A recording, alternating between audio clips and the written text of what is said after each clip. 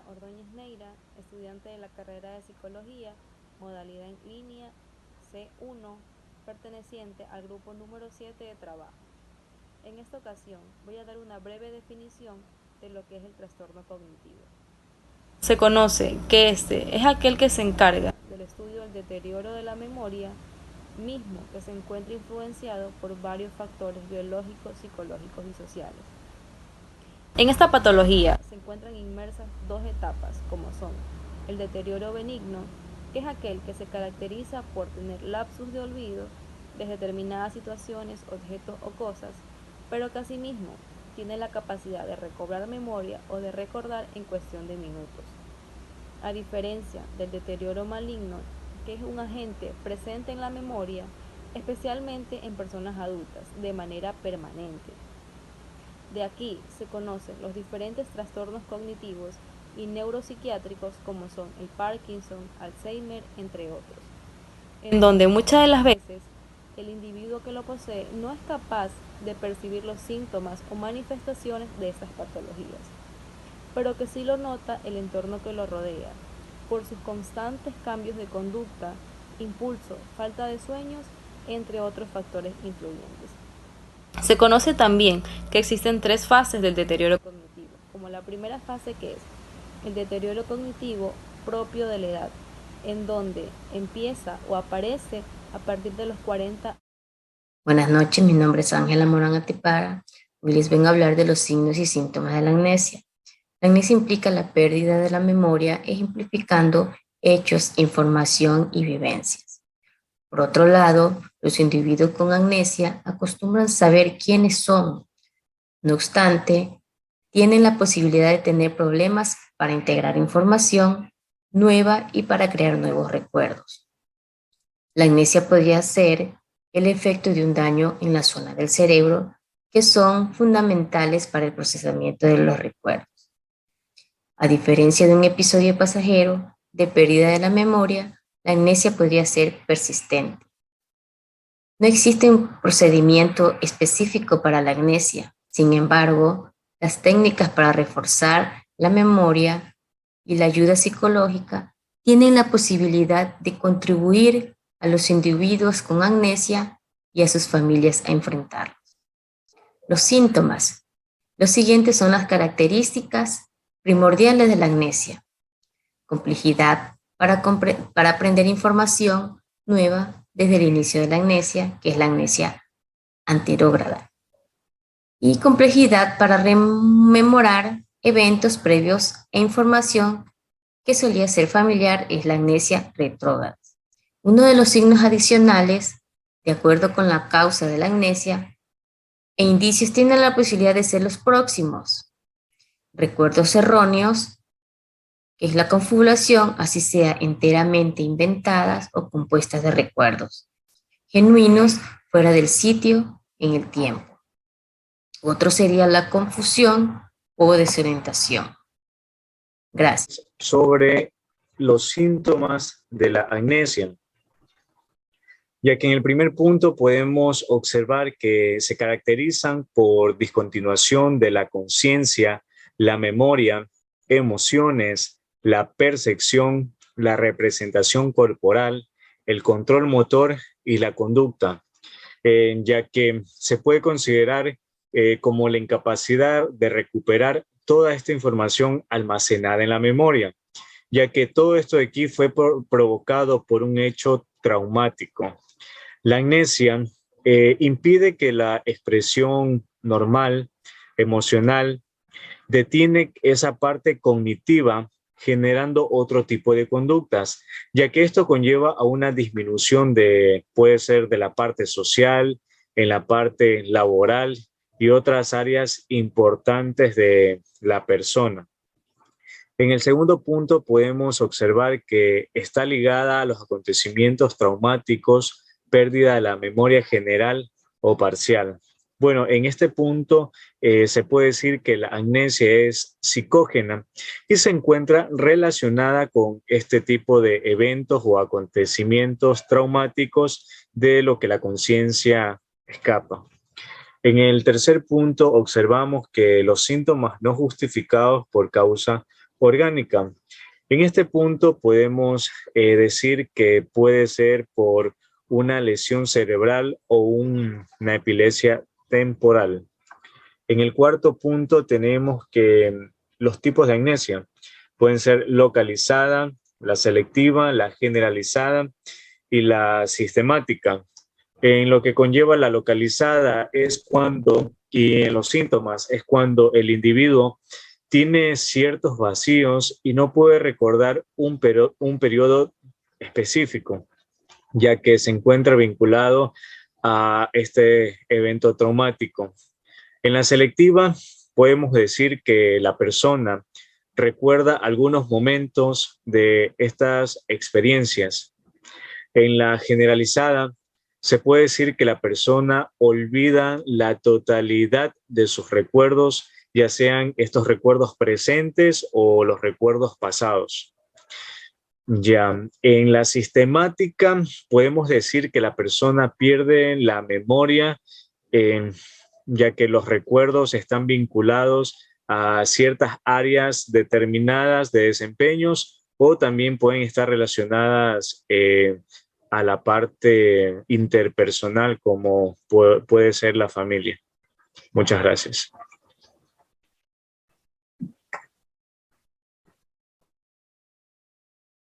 Muy buenas tardes, mi nombre es Ana María Salazar. En este trabajo en grupo me compete el tema del tratamiento de la amnesia. Para este tema vamos a desarrollarlo en ciertos puntos, los cuales vamos a ir explicando poco a poco para dar el completo entendimiento. Como primer punto tenemos, la amnesia es un tipo de trastorno cognitivo que puede generarse por varias razones, como un accidente cerebrovascular o consumo excesivo de alcohol. Es decir, el accidente cerebrovascular y el consumo excesivo de alcohol son uno de los factores más dados en lo que es la amnesia, ya que este tipo de lesiones o este tipo de excesos causa una pérdida de memoria, ya sea total o parcial. Segundo punto, en caso de presentar síntomas se debe acudir inmediatamente a un médico. En caso de no ser tratada a tiempo, la amnesia puede convertirse en algo total. Si en un principio fue una amnesia parcial, con el paso del tiempo y con el deterioro continuo, puede convertirse en una amnesia total. Es por esto que si se dan cuenta de los síntomas en un momento adecuado, puede realizarse cierto tipo de ayuda para el paciente. Tercer punto, existen técnicas que ayudan al refuerzo de memoria, técnicas de las cuales principalmente en lo que nos compete en la psicología existen diversas técnicas en las cuales vamos a hablar a continuación. Incluir asistencia psicológica es uno de los métodos que proporcionan una mejoría notable. ¿Por qué? Los diferentes tipos de técnicas que te dice la psicología ayudan al individuo a recordar mediante momentos de paz, mediante momentos de tranquilidad, donde el psicólogo o el psiquiatra, dependiendo del caso, estudia estos comportamientos y busca la mejor opción para atender al paciente. En el siguiente punto tenemos que la amnesia se desarrolla de manera total cuando es dada por traumatismos cráneoencefálicos o por malformación congénita. En estos casos no existe tratamiento alguno, que es lo que nos lleva al siguiente punto, que es el cuidado constante del paciente. En estos casos la memoria no vuelve, no se la puede tratar y el paciente debe permanecer en cuidado constante, bajo vigilancia, con una persona 24/7 que esté ahí para que no corra riesgo a la vida del paciente.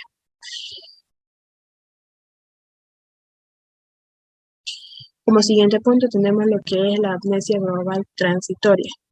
En este caso, la amnesia global transitoria es aquella que dura menos de 24 horas. Es decir, el paciente recupera la memoria en menos de 24 horas, ya que no fue un golpe tan fuerte que tuvo el cerebro o algo por el estilo, claro está. Más adelante tenemos la terapia ocupacional en ciertos casos. ¿Por qué? La terapia ocupacional se puede dar en ciertos casos debido a que tiene que haber un cierto nivel de pérdida de memoria, en el cual el psicólogo brinda herramientas para que el individuo maneje de mejor forma la información y herramientas para que se ayude a recordar. En ciertos casos son herramientas tecnológicas o notebooks o notitas que le ayuden a manejar cierto tipo de recordatorios para eventos o citas como los que son importantes para el individuo. Claro está. Después tenemos lo que es la psicoterapia.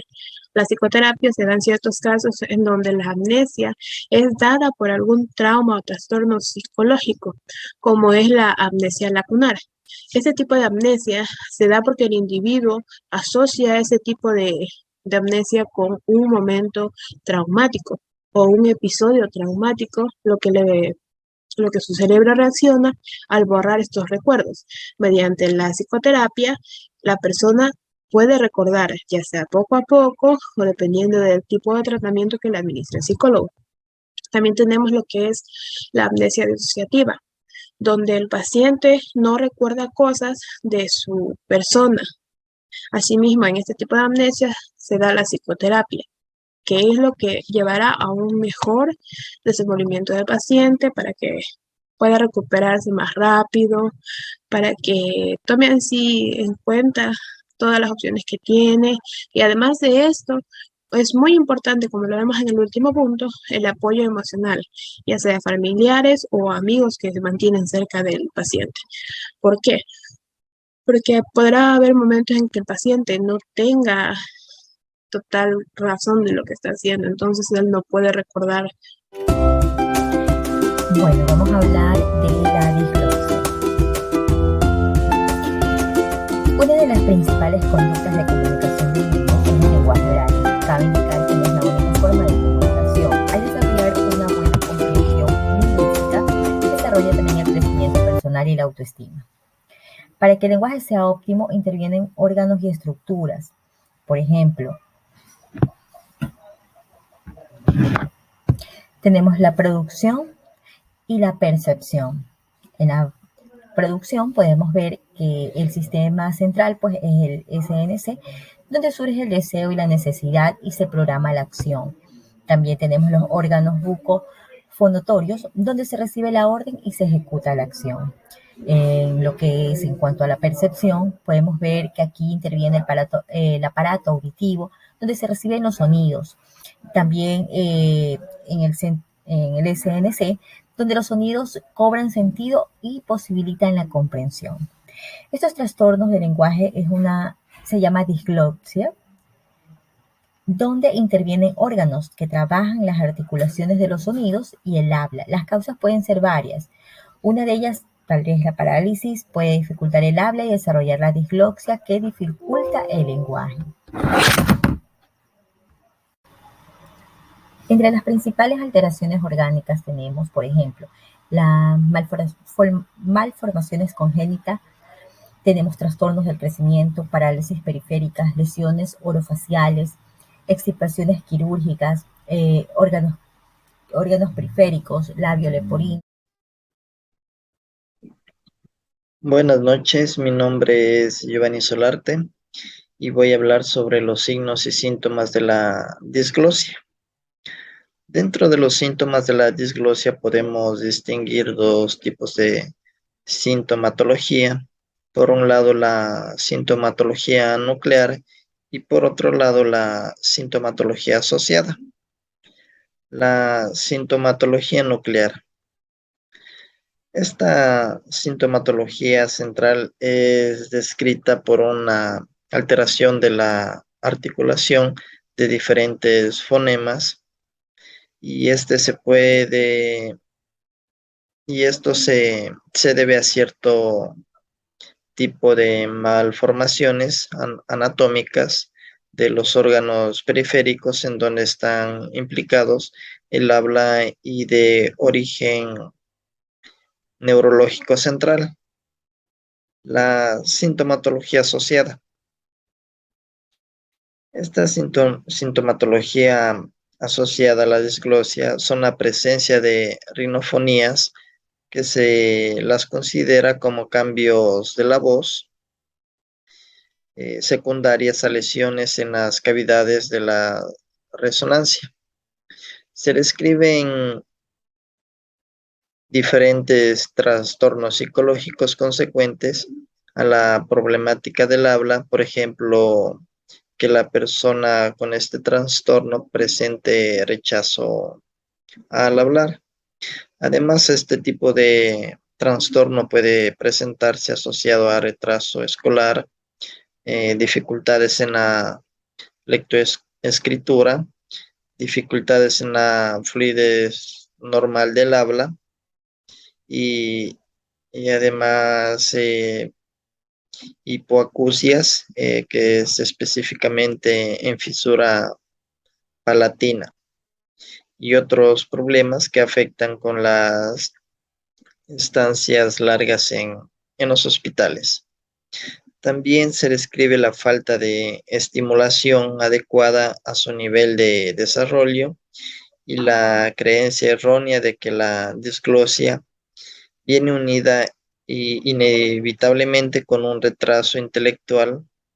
Además, conoce otros factores que influyen como es la malformaciones congénitas cráneoencefálicas, trastornos del crecimiento, parálisis periféricas, lesiones orofaciales, esto debido a traumatismos y por último las extirpaciones orofaciales. Eso ha sido.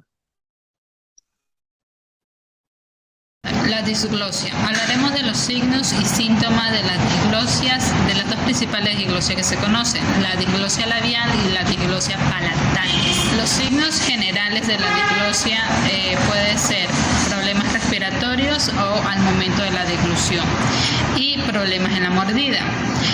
Los signos de la diglosia labial serían la forma, inestabilidad en la forma y la consistencia de los labios, lo que puede llegar a desarrollarse como labio leporino. El labio leporino es una enfermedad o un problema que se puede detectar desde los primeros meses de vida.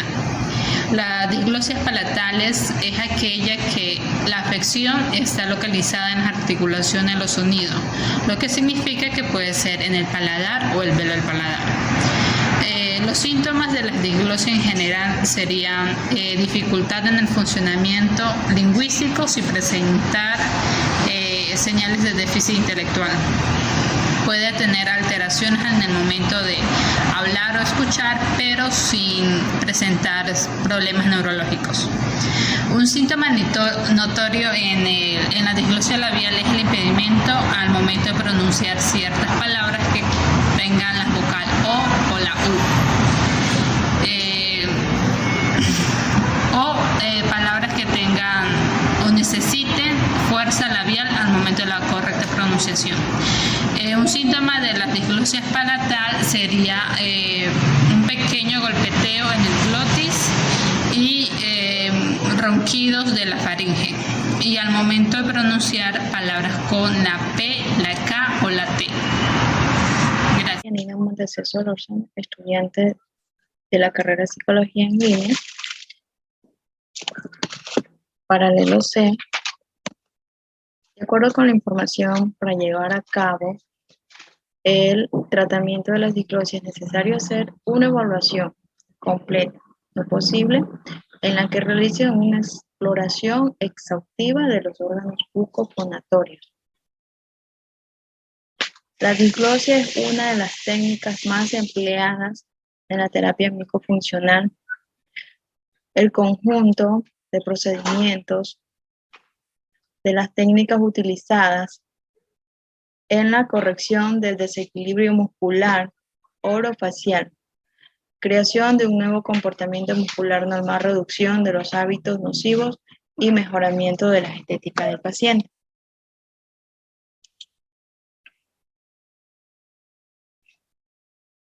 El tratamiento del ejercicio de linguales, tensión de relajación, agilidad, alargamiento del frenillo lingual, vibración, hacer fuerza, labiales, cierre labial, agilidad, tensión y relajación, ejercicio del velo del paladar, sensibilización, exposición de agilidad, autocontrol de la fuga nasal, ejercicios de la mandíbula.